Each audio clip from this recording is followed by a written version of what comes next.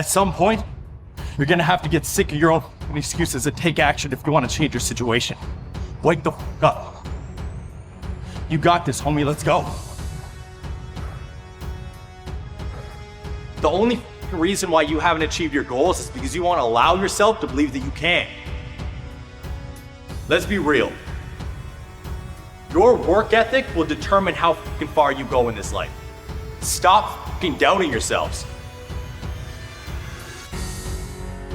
Y'all keep coming up with these bullshit excuses as to why you can't achieve your goals and get started, where in reality, if you just shut up and got to work, you'd already be where you wanted to be.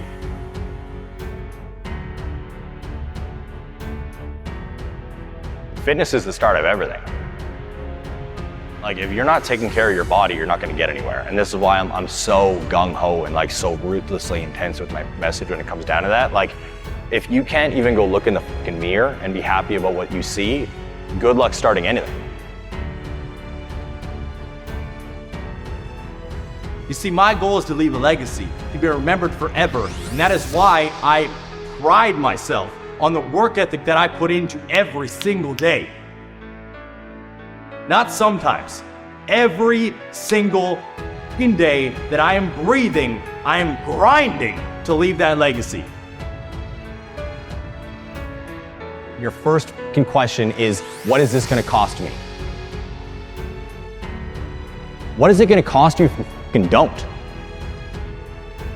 Life is going to be hard. The things that you want to achieve might be a pain in the ass, but it is possible. And anybody who said that it wasn't in your past, I want you to stick that middle finger up right now, because it's not going to get you anywhere.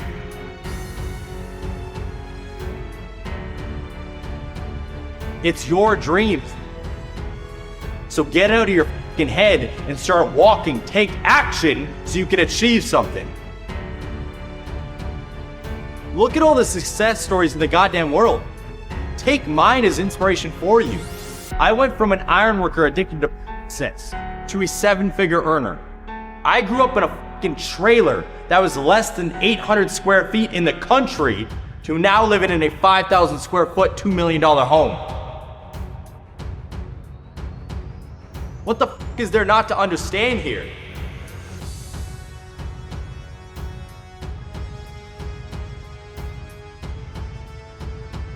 I didn't think that I would live past the age of 25. It was just like, I didn't have a purpose. It literally reached a point in my life where I would like get home, sit on the couch, and I had no one. And it reached a point where I was like, why the fuck am I here? Like, I don't want to be here anymore.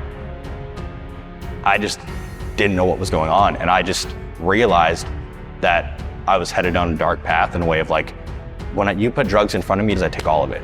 Because that was just my mindset. I'm like, let's have a good time. I'm not living for tomorrow, I'm living for right now. And even though I live like that now, it's more of like in present, what's going on, instead of trying to escape my reality.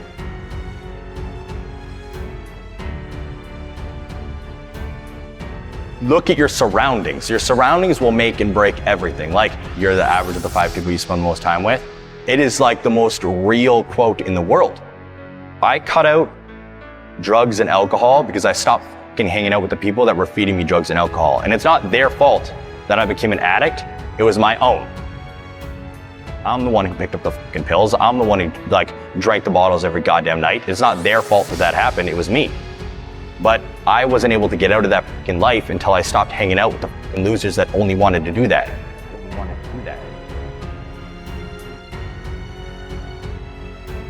And when I look at everyday life, when I look at the world, when I look at achieving something, it doesn't make sense to me to just work, to drink, to sleep, to work, to watch TV, to drink, to sleep. What the fuck are we doing?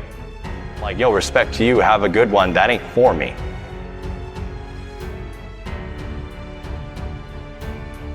Fitness saved me. Like, fitness was the thing that like got me out of it.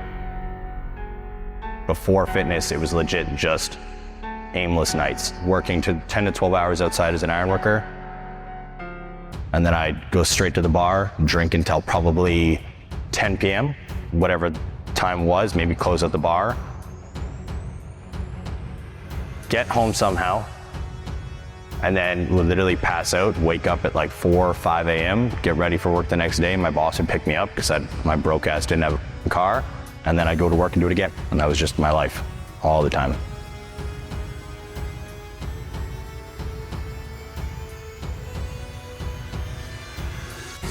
So usually when you start to go down the path, there's like little telltale signs. Like you'll have one night where you go a little bit too far and you wake up and you have that regret, or there's the embarrassment, or there's this. And honestly, it just started to pack on in my life. There was so many little things that, like, even to this day, I don't like utilizing the word regret a lot, but I fucking regret it. And I wish it didn't happen. I'm glad that I went through it because it turned me into this individual. But there was a lot of things that just kept stacking.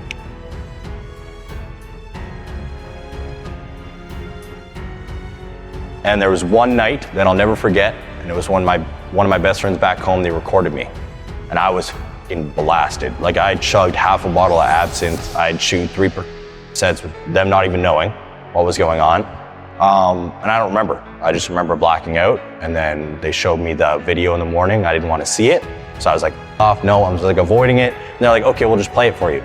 So I heard myself. And when I heard myself, it just broke me. I felt like just disgusted and embarrassed and like just so many different emotions. And it didn't just change overnight. It was like, that just kept staying there. So then the next time I would get high, that thought was there. The next time I would get drunk, that thought was there. And it happened for a while until, I honestly don't know what the exact turning point was, but there was like one day where I was thinking about doing it.